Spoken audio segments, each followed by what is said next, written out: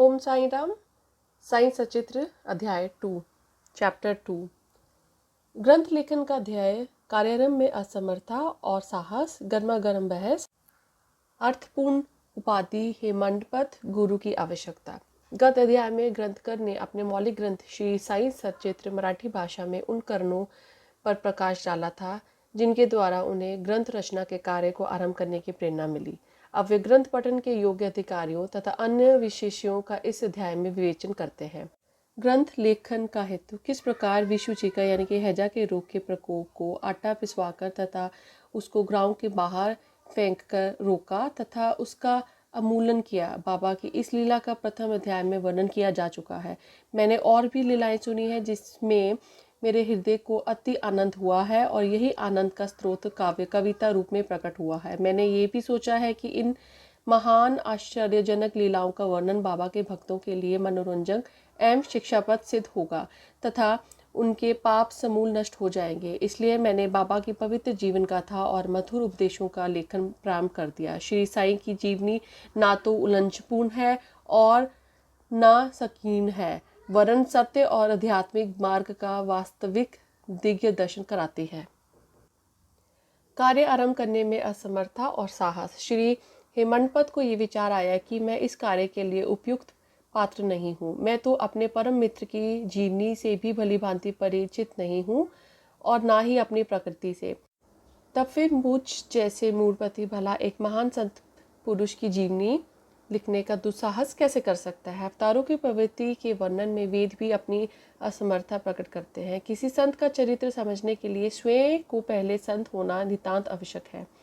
फिर मैं तो उनका गुणगान करने में स्वथा अयोग्य ही हूँ। संत की जीवनी लिखने में एक महान साहस की भी आवश्यकता है और कहीं ऐसा ना हो कि चार लोगों के समक्ष हास्य का पात्र बनना पड़े। इसलिए श्री साईं बाबा की कृपा प्राप्त करने के लिए मैं ईश्वर से प्रार्थना करने लगा।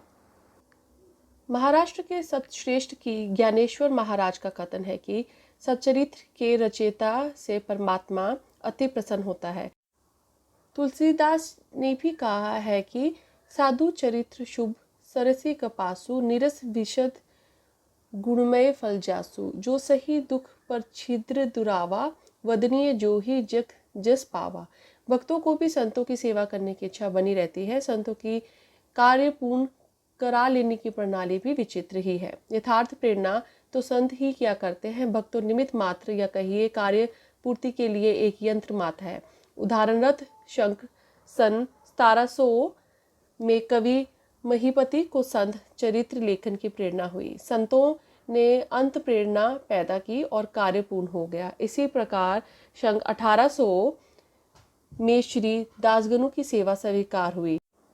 महीपति ने 4 काव्य रचे, भक्ति विजय, संत विजय, भक्ति लीलामृत और संत लीलामृत, और दासगणु ने केवल 2, भक्ति लीलामृत और संत कथामृत, जिसमें आधुनिक संतों के चरित्रों का वर्णन है। भक्ति लीलामृत के अध्याय 31, 32 एंड 33 तथा संत कथामृत के 57वें अध्याय में श्री साईं बाबा की मधुर जीवनी तथा अमूल्य उपदेशों का वर्णन सुंदर एवं रोचक ढंग से किया गया है। इनका उदाहरण श्री साई लीला पत्रिका के अंक 11, 12 और 17 में दिया गया है। पाठकों से इनके पठन का अनुरोध है। इसी प्रकार श्री साईं बाबा की अद्भुत लीलाएं का वर्णन एक बहुत सुंदर छोटी सी पुस्तिका श्री साईनाथ भजन माला में किया गया है। इसकी रचना बांद्रा की श्रीमती सवित्री बाई रघुनाथ तेंदुलकर ने की है। श्री दासगणु महाराज ने भी श्री साईं बाबा पर कई मधुर कविताओं की रचना की है। एक और भक्त अमिदास भवानी मेहता ने भी बाबा की कुछ कथाओं का गुजराती में प्रकाशित किया है। साईं प्रभा नामक पत्रिका में भी कुछ लीलाएं शिरडी के दक्षिणा भिक्षा संस्थान द्वारा प्रकाशित की गई है। अब प्रश्न ये उठता है कि जब श्री साईनाथ महाराज के जीवन पर प्रकाश डालने वाला इतना साहित्य उपलब्ध है, फिर और एक ग्रंथ सच्चरित रचने की आवश्यकता ही कहाँ पैदा होती है। इसका उत्तर केवल यही है कि श्री साईं बाबा की जीवनी सागर के सदृश उगाद, विस्तृत और यथार्थ है। यदि उसमें गहरा गोता लगाया जाए तो ज्ञान एवं भक्ति रूपी अमूल्य रत्नों की सहज की प्राप्ति हो सकती है, जिनमें मुमुक्षाओं को बहुत लाभ होगा।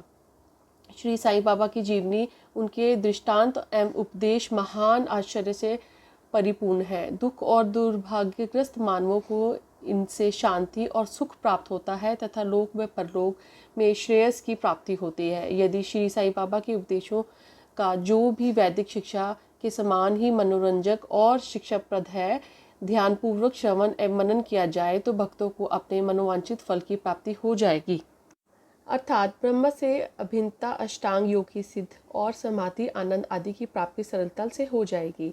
ये सोचकर ही मैंने चरित्र की कथाओं को संकलित करना प्रारंभ कर दिया। साथ ही ये विचार भी आया कि मेरे लिए सबसे उत्तम साधन भी केवल यही है। जो भोले भाली प्राणी श्री साईं बाबा के दर्शनों से अपने नेत्र सफल करने के सौभाग्य से वंचित रहे हैं, उन्हें ये चरित्र अति आनंददायक प्रतीत होगा। अंत मैंने श्री साईं बाबा के उपदेश और दृष्टांतों की खोज प्रारंभ कर दी, जो कि उनकी असीम सहज प्राप्त आत्मानुभूतियों का निचोड़ था। मुझे बाबा ने प्रेरणा दी और मैंने भी अपना अहंकार उनके श्री चरणों पर निछोवर कर दिया। मैंने सोचा कि अब मेरा पथ अति सुगम हो गया है और बाबा मुझे इहलोक और परलोक में सुखी बना देंगे। मैं स्वयं बाबा की आज्ञा प्राप्त करने का साहस नहीं कर सकता था। अंत मैंने श्री माधवराव उपनाम श्यामा से, जो कि बाबा के अंतरंग भक्तों में से थे, इस हेतु प्रार्थना की। उन्होंने इस कार्य में निमित्त श्री साईं बाबा के विनम्र शब्दों में इस प्रकार प्रार्थना की, ये अन्ना साहेब आपकी जीवनी लिखने के लिए अति उत्सुक है, परंतु आप कृपया ऐसा ना कहना कि मैं तो एक फ़कीर हूँ तथा मेरी जीवनी लिखने की आवश्यकता ही क्या है। आपकी केवल कृपा और अनुमति से ही ये लेख लिख सकेंगे, अथवा आपके श्री चरणों की पुण्य प्राप्त ही इस कार्य को सफल बना देगा। आपकी अनुमति तथा आशीर्वाद के अभाव में कोई भी कार्य यशस्वी नहीं हो सकता। ये प्रार्थना सुनकर बाबा को दया आ गई। उन्होंने आश्वासन और उद्दी देकर अपना वरद हस्त मेरे मस्तक पर रखा और कहने लगे कि इन्हें जीवनी और दृष्टांतों को एकत्रित कर लिपिबद्ध करने दो। मैं इनकी सहायता करूंगा। मैं स्वयं ही अपनी जीवनी लिखकर भक्तों की इच्छा पूर्ण करूंगा, परंतु इनको अपना त्याग कर मेरे शरण में आना चाहिए। जो अपने जीवन में इस प्रकार आचरण करता है, उसकी मैं आध्यात्मिक सहायता करता हूँ। मेरे जीवन कथाओं की बात तो सहज है, मैं तो इन्हें घर बैठे अनेक प्रकार के सहायता पहुँचाता हूँ। जब इनका पूर्णतः नष्ट हो जाएगा और खोजने पर लेश मात्र भी ना मिलेगा, तब मैं इनके अंतकरण में प्रकट होकर स्वयं ही अपनी जीवनी लिखूंगा। मेरे चरित्र और उपदेशों में श्रवण मात्र से भी भक्ति के हृदय में श्रद्धा जागृत होकर सरलता पूर्वक आत्मानुभूति एवं परमानंद की प्राप्ति हो जाएगी। ग्रंथ में अपने मत का प्रतिपाद और दूसरों का खंडन तथा अन्य किसी विषय के पक्ष या विपक्ष में व्यर्थ में वाद विवाद की कुचेष्टा नहीं होनी चाहिए। अर्थपूर्ण उपाधि हिमानपद। वाद विवाद शब्द से हमको स्मरण हो आया है कि मैंने पाठकों को वचन दिया है कि हिमानपद उपाधि किस प्रकार प्राप्त हुई, इसका वर्णन करूंगा। अब मैं उसका वर्णन करता हूँ। श्री काका साहिब दीक्षित व नाना साहिब चांदोरकर में मेरे अति घनिष्ठ मित्रों में से थे।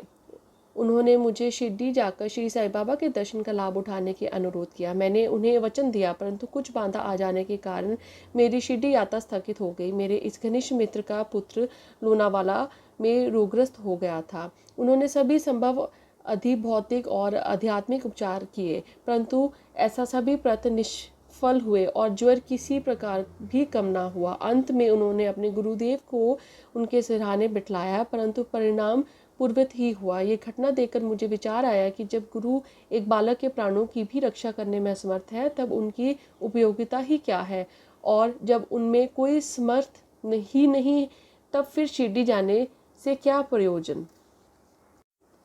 ऐसा सोचकर मैंने यात्रा स्थगित कर दी, परंतु जो होनहार है वो तो होकर ही रहेगा, और वह इस प्रकार हुआ।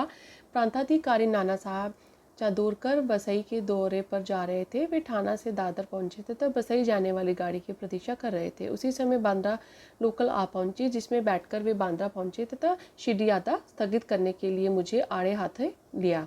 नाना साहब का तर्क मुझे उचित तथा सुखदायी प्रतीत हुआ और इसके फलस्वरूप मैंने उसी रात्रि शिरडी जाने का निश्चय किया और सामान बांधकर शिरडी के प्रस्थान कर दिया। मैंने सीधे दादर जाकर वहां से मानवाड़ की गाड़ी पकड़ने का कार्यक्रम बनाया। इस निश्चित के अनुसार मैंने दादर जाने वाली गाड़ी के डिब्बे में प्रवेश किया। गाड़ी छूटने ही वाली थी कि इतने में एक यवन मेरे डिब्बे में आया और मेरे सामान देखकर मुझे मेरा गंतव्य स्थान पूछने लगा। मैंने अपना कार्यक्रम उसे बतला दिया। उसने मुझे कहा कि मानवाड़ की गाड़ी दादर पर खड़ी नहीं होती, इसलिए सीधे बोरीबंद से होकर जाओ। यदि ये एक साधारण सी घटना घटित ना हुई होती तो मैं अपने कार्यक्रम के अनुसार दूसरे दिन शिरडी ना पहुंच सकने के कारण अनेक प्रकार की कुशंकाओं से घिर जाता, परंतु ऐसा होना ही ना था। भाग्य ने साथ दिया और दूसरे दिन 9 से 10 बजे के पूर्व ही मैं शिरडी पहुंच गया।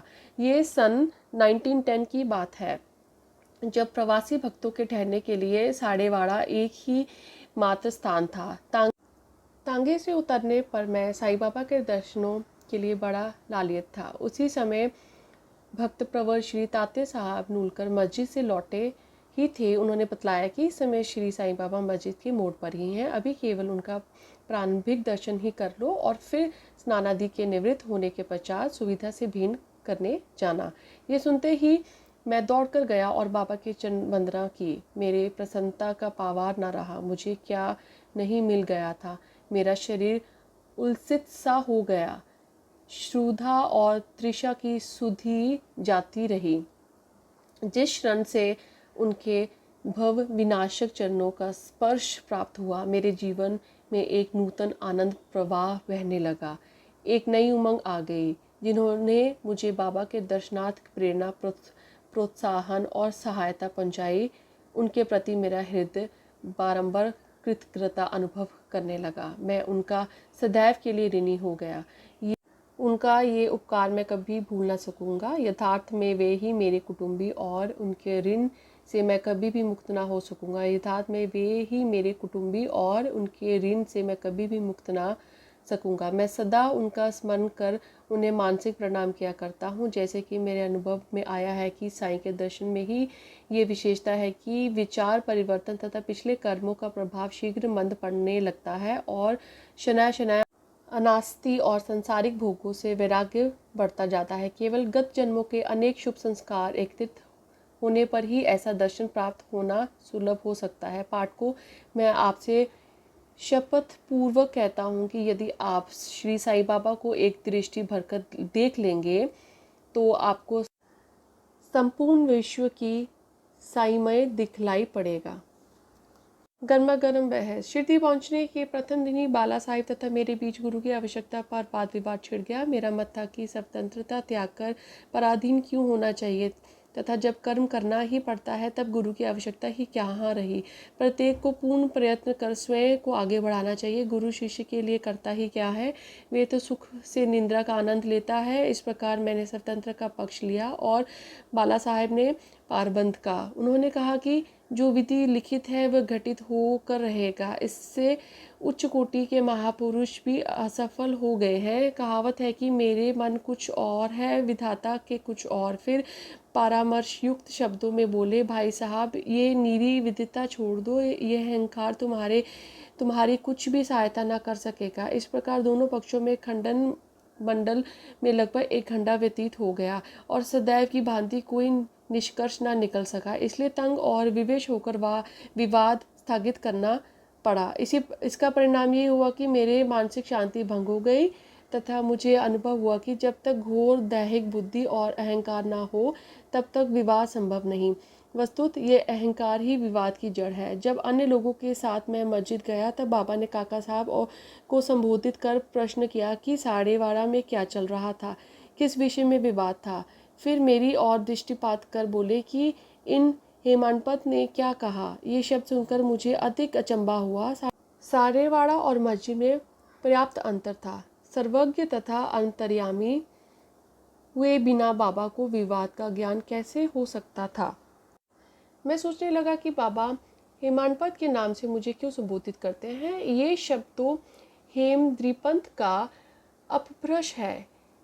हेमाद्रिपंथ देवगिरी के यादव राजवंशी महाराज महादेव और रामदेव के विख्यात मंत्री थे, जो उच्च कोटि के विद्वान, उत्तम प्रकृति और चतुर्वर्ग चिंतामणि, जिसमें आध्यात्मिक विषयों का विवेचन है, और राज्य प्रशस्तित जैसे उत्तम कार्यों के रचयिता थे। उन्होंने ही हिसाब किताब रखने की नवीन प्रणाली का आविष्कार किया था और बही खाते की पद्धति को जन्म दिया था, और कहा, मैं इनके विपरीत एक अज्ञानी, मूर्ख और मंदमती हूँ। अंत मेरी समझ में ये ना आ सका कि मुझे इस विशेष उपाधि से विभूषित करने का क्या तात्पर्य है। गहन विचार करने पर मैं इस निष्कर्ष पर पहुंचा कि कहीं मेरे अहंकार को चूर्ण करने के लिए ही तो बाबा ने इस अस्त्र का प्रयोग नहीं किया, ताकि मैं भविष्य में सदैव के लिए निर्भिमानी एवं विनम्र हो जाऊं, अथवा कहीं ये मेरे वाक्य चातुर्य के उपलक्ष्य में मेरी प्रशंसा तो नहीं है। भविष्य पर दृष्टिपात करने से प्रतीत होता है कि बाबा के द्वारा हेमानपद की उपाधि से विभूषित करना कितना अर्थपूर्ण और भविष्य गोचर था।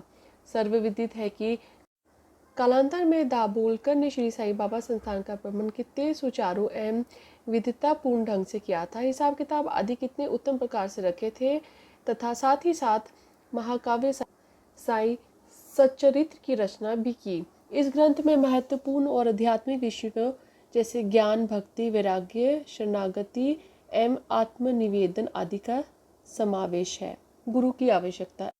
इस विषय में बाबा ने क्या उद्गार प्रकट किए हैं, इस पर हेमनपद द्वारा लिखित कोई लेख या स्मृति पत्र प्राप्त नहीं है, परंतु काका साहब दीक्षित ने इस विषय पर अनेक लेख प्रकाशित किए हैं। बाबा से भेंट करने के दूसरे दिन हेमनपद और काका साहब ने मस्जिद में जाकर घर लौटने की अनुमति मांगी।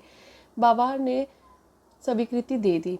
किसी ने प्रश्न किया, बाबा कहाँ जाए? उत्तर मिला, ऊपर जाओ। प्रश्न, मार्ग कैसा है? बाबा, अनेक पंथ हैं, यहाँ से भी एक मार्ग है, परंतु ये मार्ग दुर्गम है तथा सिंह और भेड़िए भी मिलते हैं। काका साहब, यदि पद प्रदर्शक भी साथ हो तो बाबा, तब कोई कष्ट न होगा।